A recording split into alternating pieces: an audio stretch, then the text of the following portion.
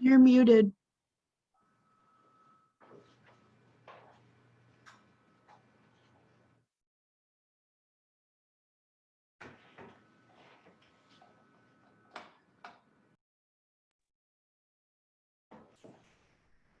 Can you hear me now? Yeah. Okay, thanks.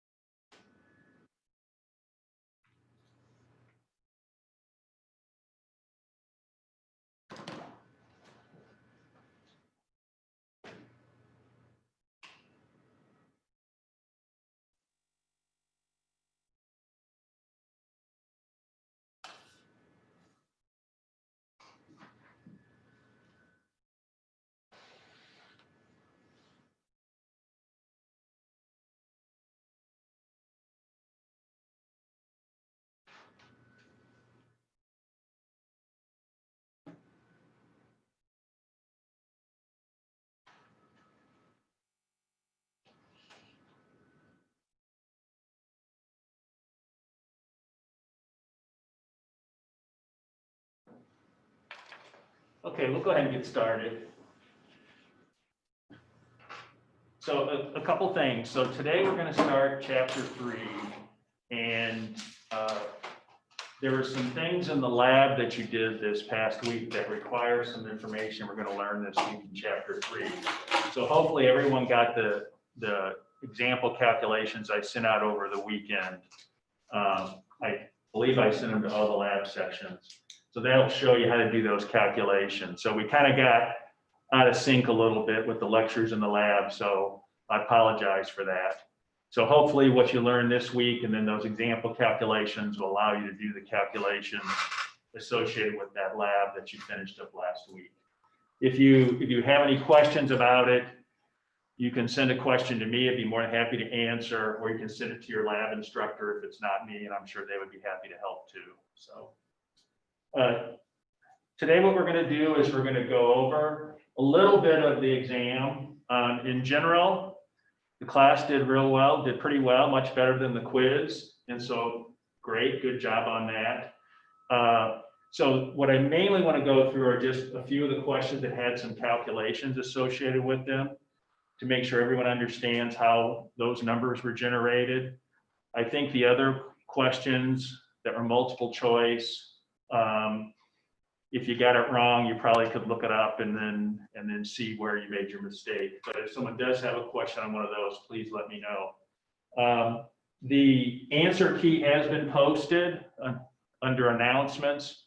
So if you want to go back and look at it later, it's there. Let me ask you this. In Canvas now, when you go and look, can you see the answers?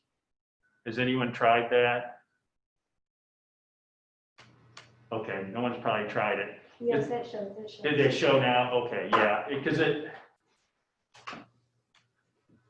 I'm learning a bit about how to do this stuff through Canvas, and so you can set it at a later date for the answers to suddenly appear. I don't want them appearing on the day you take the test because there's a range of times that people are doing it, but it was supposed to be set up that the next day the answers would be there.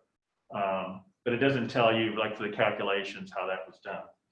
The other thing for today, and for today only, is I'm going to need to end class early. We're going to end about 9:15 because I need to go to another class for a presentation there. So once again, I apologize for that, but we'll get it made up, don't worry. So it'll be a little bit shorter class today than normal. Okay, any questions before I get started? Oh, I have one last thing. So last week I sent out a message to everyone asking if you were one of the people who was attending in class on one of the 2 days, either Monday or Wednesday. Would you be interested in coming on both days?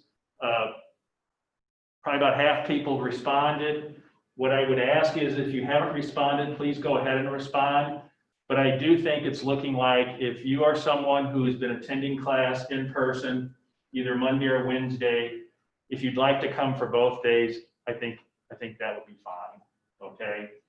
So originally we were set up because the numbers of people who said they wanted to be in class versus virtual made it so that everyone wouldn't fit in the room at once.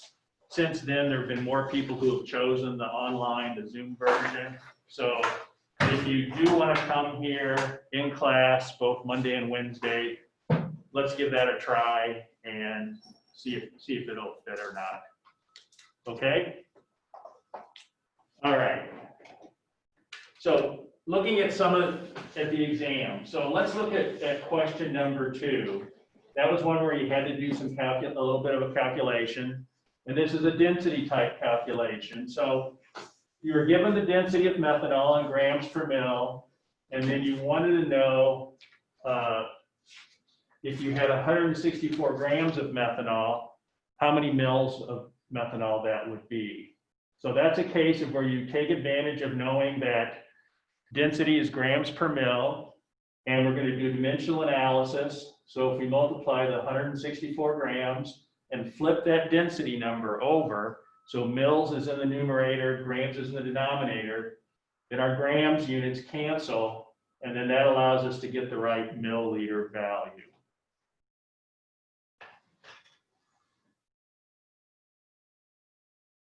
The next one that had a bit of a calculation to it was number 11.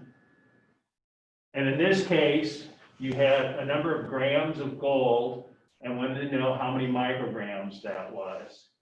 So the key there was remembering in your units type nomenclature that a microgram is 10 to the minus 6 grams. So if you remembered that, then you could take that density, that grams of gold value, 0.0692 grams, have 1 microgram in the numerator, grams unit in the denominator, remember 10 to the minus 6 grams. So then the grams units cancel, we're left with micrograms, and then we get that value, 6.92 times 10 to the 4. Can you explain number 12? Okay. So in number 12, it's an addition. And if you think of what our rules were on significant figures, if it's a multiplication or division, then the least number of significant figures drives what that would be. So why wouldn't it be 17.0? Because that's 3. Okay, because we're not doing multiplication or division. We're doing adding and subtracting.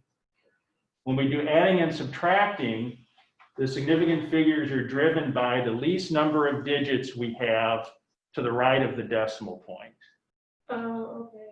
So there we have 14.395, 3905, 3505, and then we have 2.65. So because the 2.65 has the 2 digits there, because the 2.65 has 2 digits, our answer needs to have 2 digits past that decimal point. Okay, I see that now. Yeah, so that's why the answer is A, 17.00 rather than one of the others. Yeah, if on one of these others you do have a question, just please speak up. I'd be more than happy to answer. Yeah, the significant figures are a little tricky because it's one set of rule for multiplying and dividing, another type of rule for adding and subtracting. So it's just kind of trying to keep those straight in your head. In 13, we say that speed travels at 768 miles per hour. And they want to know how many meters it would travel in a day. And you were given the relationship of 1 mile equals 1609 meters.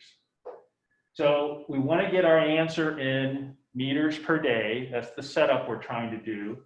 So we're going to take our distance number, which starts out as miles, and we're going to use that 1 mile equals 1609 meters as a conversion factor to get that numerator into meters. So if we have the meters on top, the mile in the denominator, then our miles units will cancel. So we're good there. And then in the denominator, we want to get an hour converted to a day. So I assumed everyone knew there were 24 hours in a day. I think that's a fair assumption. And so 1 day ratioed to 24 hours, that with the hours in the denominator, it cancels out the hour unit, and now we're in the day. So if you go ahead and then do the math there, then you get the value of 2.97 times 10 to the 7th meters per day. So similar to the other problems we've looked at, all this centers around dimensional analysis, and you'll see this over and over. We'll see quite a bit of it in chapter 3. But getting those units lined up so things cancel out appropriately usually results in you getting the right answer. Because then you just have to kind of do the math part.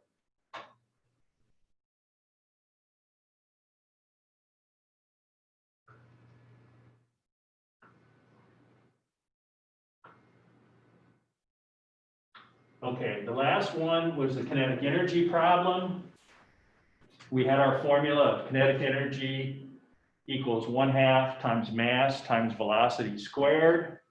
And then we were given some things. We were given a weight in grams, and we were given a velocity in meters per second. And then we were reminded that while we want it expressed as joules, joules is kilogram meter squared second squared.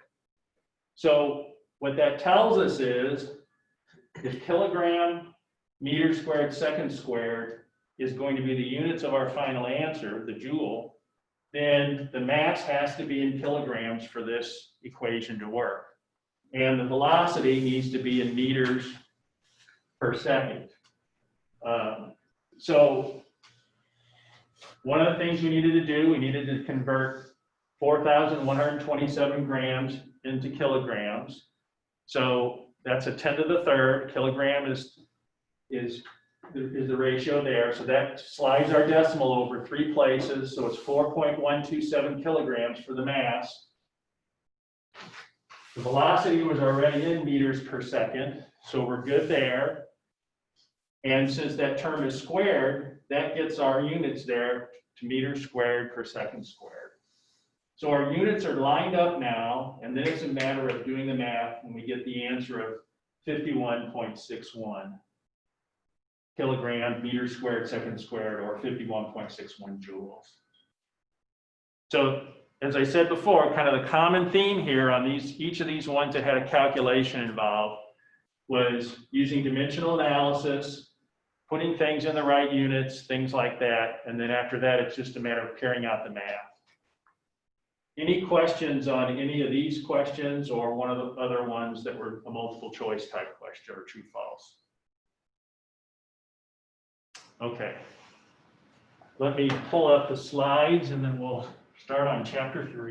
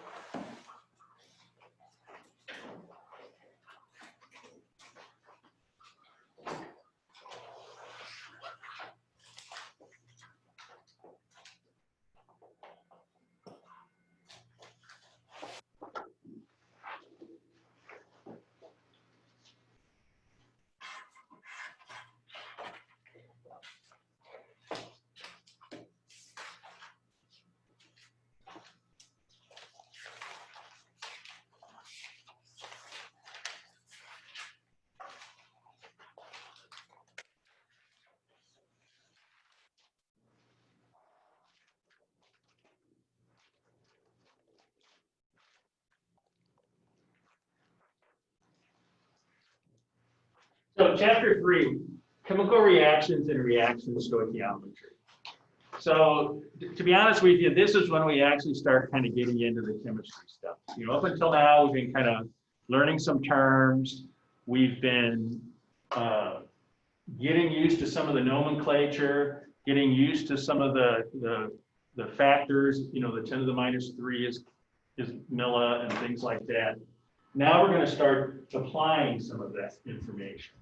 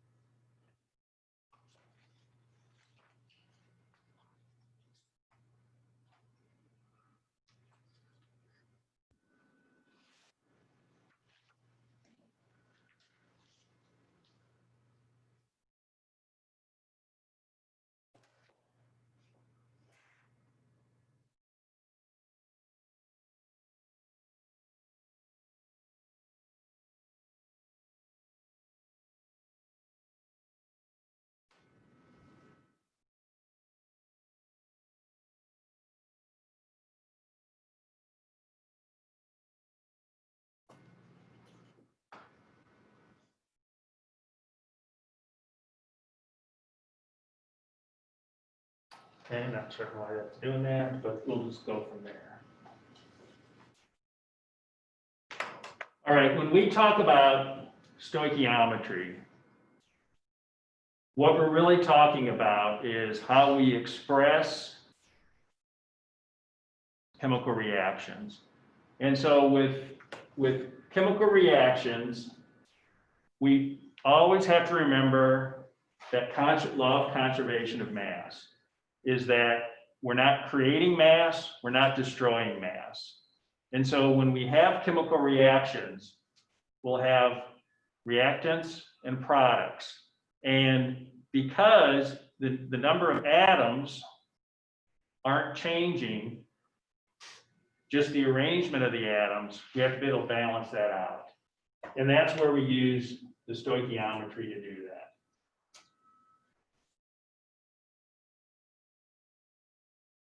We talk about something called chemical equations. And chemical equations are just what we call when we write out reactions.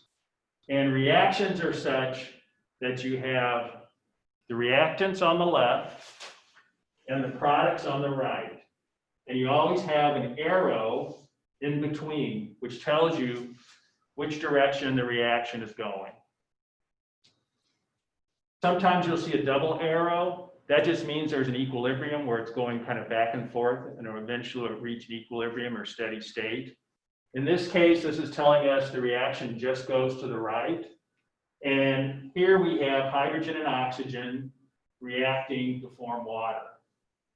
The other thing you'll notice is that on the left where we have two reactants, there's a plus there. So that tells us that for each different molecule that's involved in that reaction, we put a plus in between. So if we had more things in the reaction, there'd be more molecules and pluses in between them. On the right with the product, sometimes you get one product, sometimes you get more than one.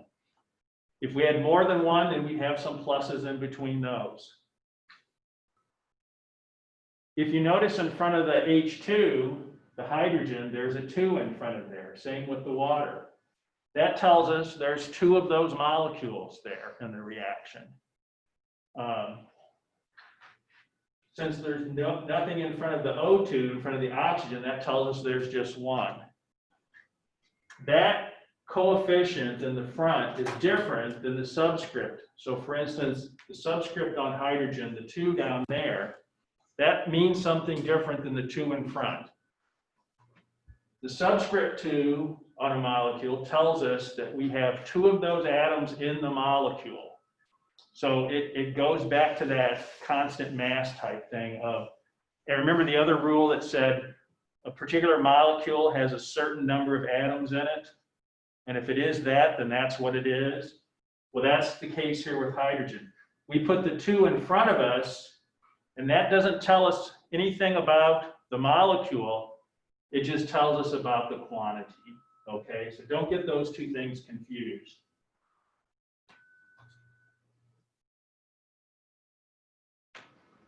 So if we're going to follow that conservation of mass law, which we know we have to do something called balancing equations. And what that means is we write out that reaction, and then we get our chemical equation. But we have to make sure if there's a certain number of, let's say, carbon atoms on the left-hand side, on the reactant side, that we have that same number on the product side.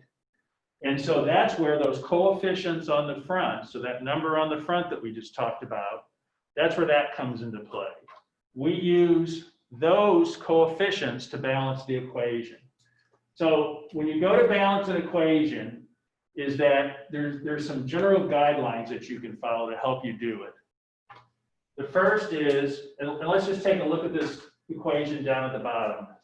We have methane CH4 plus oxygen plus CO2 goes to CO2 plus water. So if we wanted to check if this was balanced, what we would do is we would first look at which element is just in one molecule on each side. In this case, we see carbon is that way. We have the carbon in the methane, we have the carbon in the CO2. We have one carbon atom on the left, we have one carbon atom on the right. So those are balanced. We don't have to do anything to them. Once we've decided in this case that the carbon is okay, we don't have to do anything, then we're going to leave that methane molecule, the CH4, and the CO2 molecule, the C on the right. We're going to leave those alone and go on to the next thing to try and balance, okay? So the next thing we would do is let's look at, let's move to other elements where to see if we can balance the other things. We still have to balance oxygen and we have to balance hydrogen. So if we go and look at the hydrogen, we know that on the left here, there's hydrogen only on the methane, CH4. And we know the coefficient on that is going to be 1, right? That was locked in by getting the carbon balance. So now we know there's going to be 4 hydrogens on the left side of our equation, on our reactant side. If we go to the right side, what molecule can we use to balance those hydrogens? Well, the only one that has hydrogen is the water, the H2O.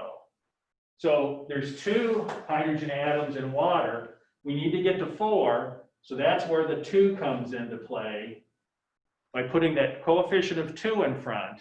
Now we have 4 hydrogens on the right, 4 hydrogens on the left. The only thing left to balance is oxygen.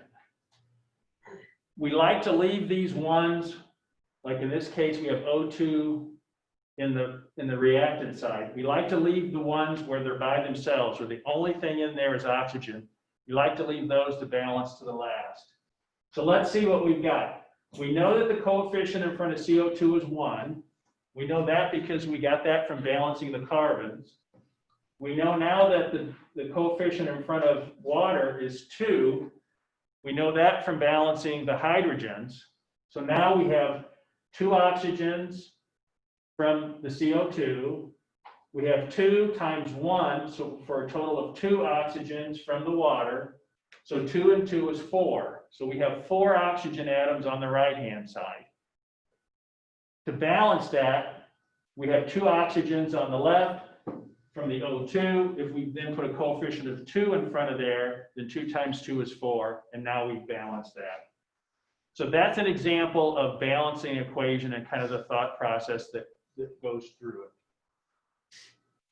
We'll do a couple more of these.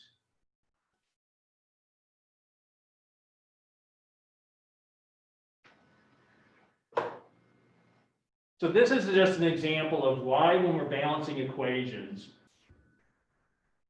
we do it by playing with the coefficients in front rather than the subscripts.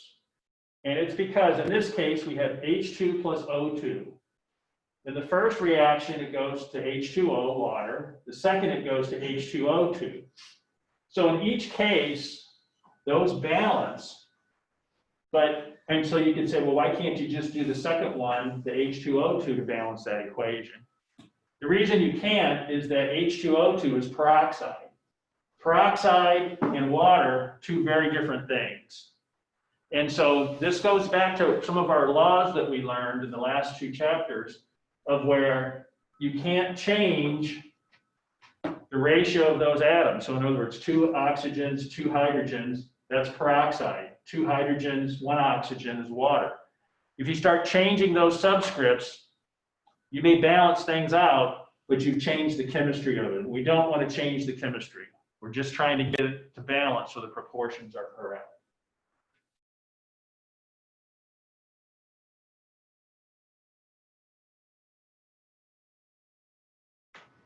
This is just talking again about that reaction that we balanced a moment ago, but let's go through it again.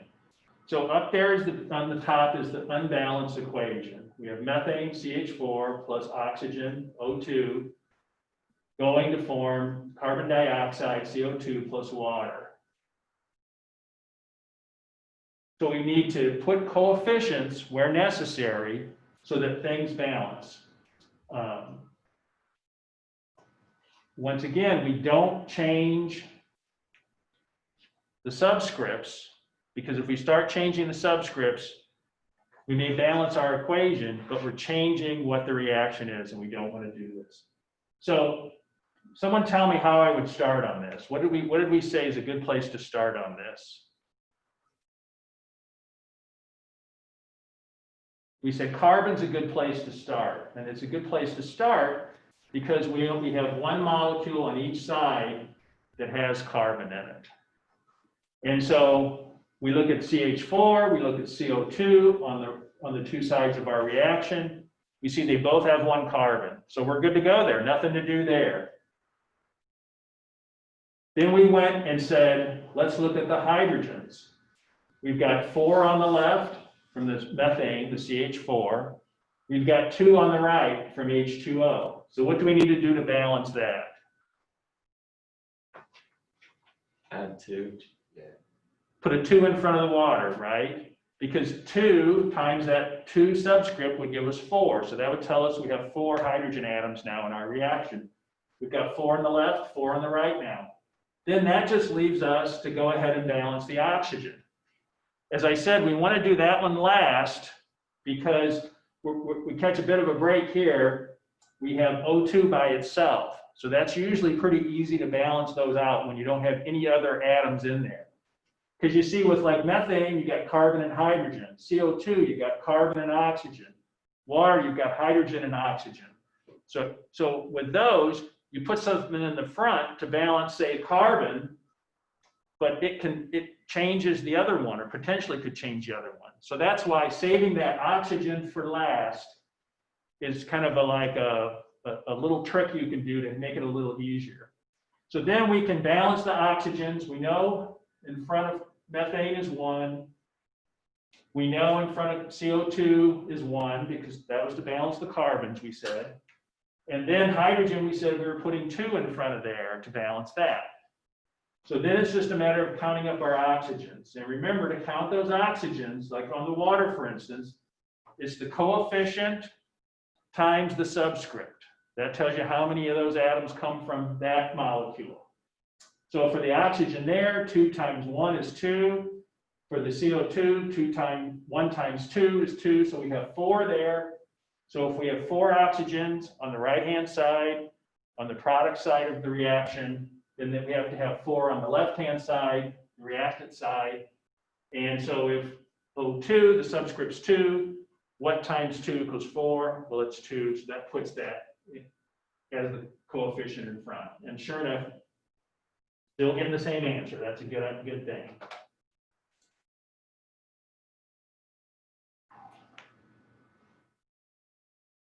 These are the guidelines that we've been talking about, but let's just kind of go through these again, because this is really important and it's really key to understanding balancing equations.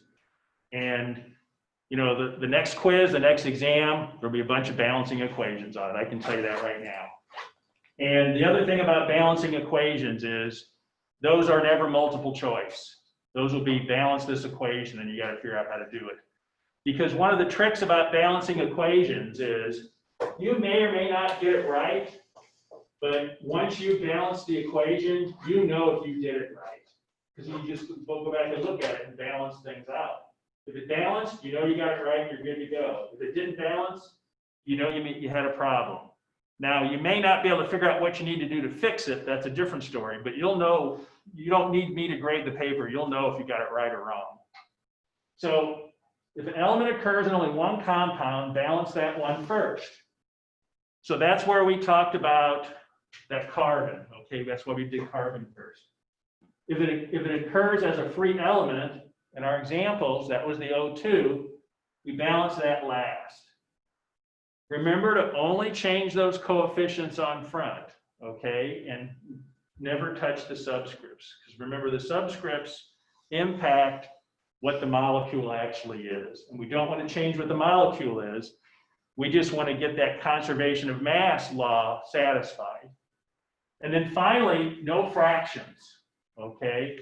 So in other words, you don't, for those coefficients, you never put a half or a quarter or a third or something.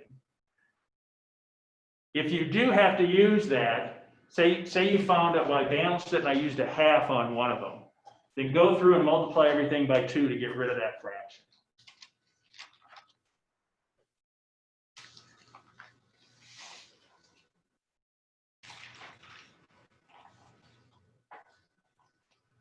Okay, so let's go and let's do an example here. So propane, has anyone ever used propane? So every person should raise their hand because that's what was in your Bunsen burner. So propane, C3H8, and what kind of molecule is propane? Does that ring a bell at all? Alkene, right? It's an alkane, right? So, and we know that because it's just carbon and hydrogen, and it ends in ane, and prop means 3, so it's a 3-chain alkane. So, but anyway, propane is used in the fuel in things like Bunsen burners in the lab. It burns with oxygen to produce carbon dioxide and water, and we're going to balance this one. So the first equation is the unbalanced equation. So there's propane, C3H8, plus O2, plus CO2, plus H2O. This is very similar to when we balanced the methane reaction. So what's the first thing we can do? We can go and try and balance those carbon atoms because only one compound on each side has the carbon. So on the left, on the reactant side, we have 3 carbons in the propane, and we have 1 carbon in the CO2. So what should we do there? if we multiply the CO2 times 3, then we have 3 carbons on the right-hand side and 3 carbons on the left-hand side. So that's what we do here in the first one. So then we have a coefficient of 3 in front of the CO2. Then the next thing we can do is we can choose between either balancing the hydrogen or the oxygen. Because that oxygen is there by itself, we said we want to leave those types of things to the end because that helps make it easier to balance. So we're not going to balance the oxygen next, we're going to balance the hydrogen next. And so there we go ahead and we're locked. We have 8 hydrogens on the left-hand side in the propane. On the right-hand side, our only source of hydrogen is from the water. We have 2 in there. So if we have 2 hydrogens in water, 8 in the propane, how many do we need? What's our coefficient need to be on the right-hand side to balance that out? 4. Needs to be 4, right? Because 2 times 4 is 8. So now we've got 8 hydrogens on the left, on the reactant side, 8 hydrogens on the right, on the product side. So then the only thing left is then to balance out our oxygens. So there we go, and we have, if we go back and look at our equation, we have from CO2, we have 6 oxygens, right? 2 times 3. From water, we have 4 oxygens, 4 times 1. So 4 plus 6.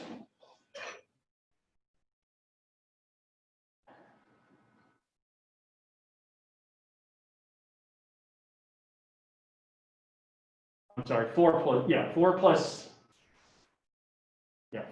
6. So now we're balancing our oxygens, and we have 10 oxygens on the right-hand side. On the left-hand side, we have 2 oxygens from O2. So how many oxygens would we need? Over there, we need 10. So what would our coefficient be? 5. It'd be 5, because 2 times 5 is 10. So then that gets us down to our final balanced equation of 1 of the propanes, 5 of the oxygens, 3 CO2s, and 4 waters. And if you go and just kind of add up all those, you'll see that the reactants and the products will match. So this is why I was saying is, if we look at it at the beginning when we have the unbalanced equation and added up the number of each element on the left and each on the right, they wouldn't add up. If we go back and do that on the final balanced equation, we see that they do add up. So it's a way that when we're finished and we go back and do that check, we know that we got it right.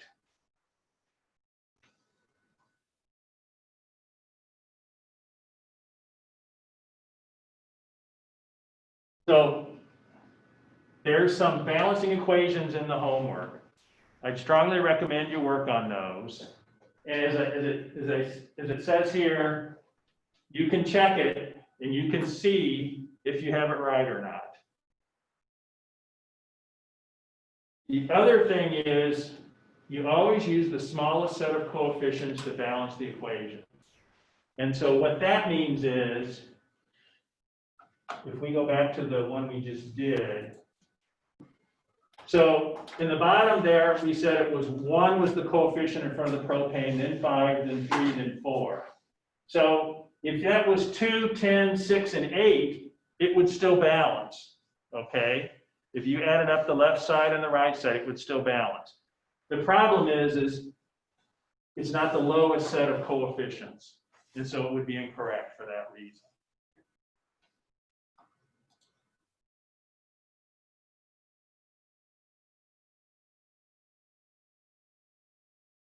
Okay, let's talk a little bit more about how we balance equations. Not balance equations, but how we write equations. So oftentimes people will express what state the matter is in. So solid, liquid, gas. And so if it has, like in this one, the little g's mean those are gases. So propane, oh, what is that? Yeah, this is methane, oxygen, carbon dioxide, and in this case, the water is in the vapor phase. So to be honest, for methane, oxygen, CO2, that's almost always gases. Water, well, it could be liquid, could be gas, you know, that's kind of informative to see. In this case, it's telling us it's a vapor. Sometimes you'll see AQ. That means it's an aqueous solution.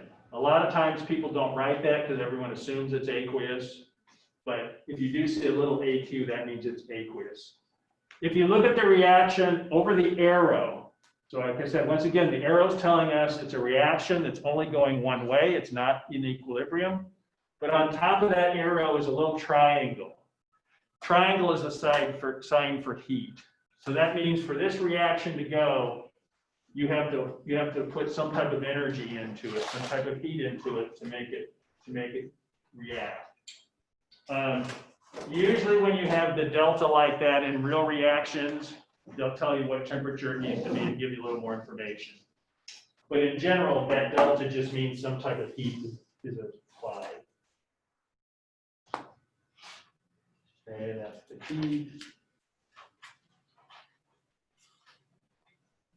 So there are some basic types of reactions. There's combination reactions, decomposition reactions, combustion reactions, and we'll talk about those a little bit here.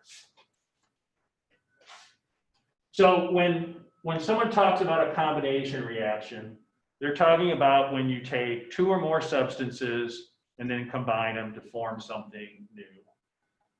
So there, the general thing is A plus B equals C. And here's some examples of the combination reactions.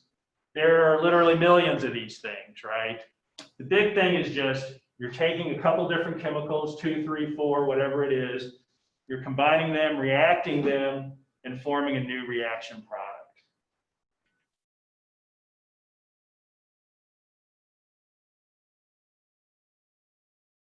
A lot of times these combination reactions are in metal and non-metal. And so in order to predict what you're forming, this goes back to, remember in the periodic table, we said like the 1A elements are +1, 2A is +2. Then over on the right side for the non-metals, we had like fluorine and those guys are -1, and we memorized some charges on that. That's what, remembering those charges gives you a feel for how these are going to combine and react.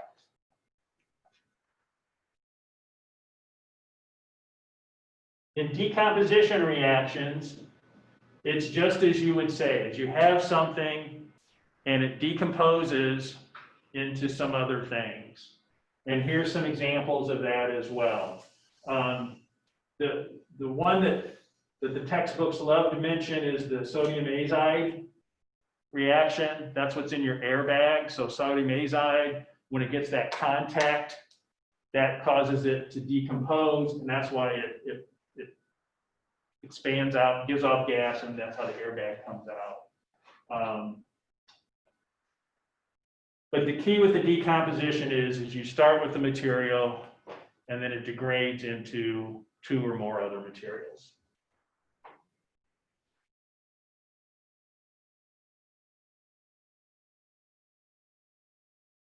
So they have a question for us at the bottom. Is the reaction below balanced? Can anyone tell me if that's balanced or not?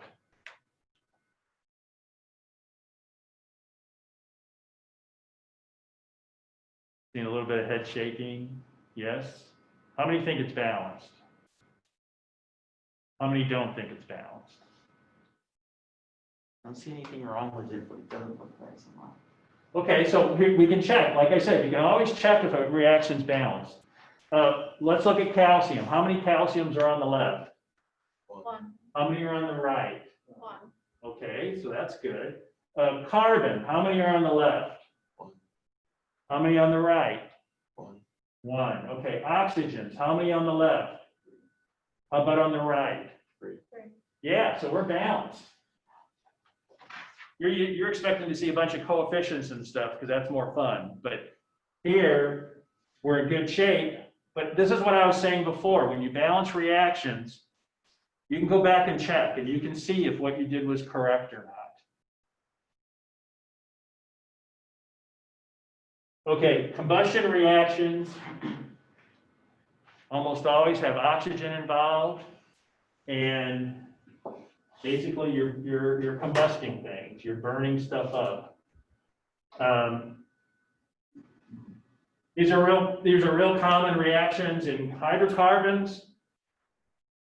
I guarantee you, almost all of you every day depend on this reaction, combustion reaction. Can anyone think of an example of a combustion reaction that they would use all the time? It's the burning of the gasoline in your car. So whether you're driving or someone's driving you or whatever, you can think combustion reactions for that.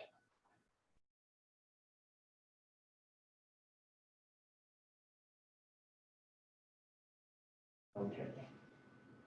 We're going to stop here at formula weight. And because as I said at the beginning, I need to leave a little early today for another class. And so we'll pick up at formula weight on this. I strongly recommend that you go ahead and do the problems on the balancing equations. Balancing equations is one of those things that is not inherently easy for anyone, but if you practice, you get the hang of it, and then it becomes, wow, why was I so intimidated by this? All right, thank you. See you Wednesday. And as I said at the beginning of the class, if you want to attend in person both days, I think we can fit everyone in who wants to do that. If you don't, if you stick with the one day on, one day off, that's fine too.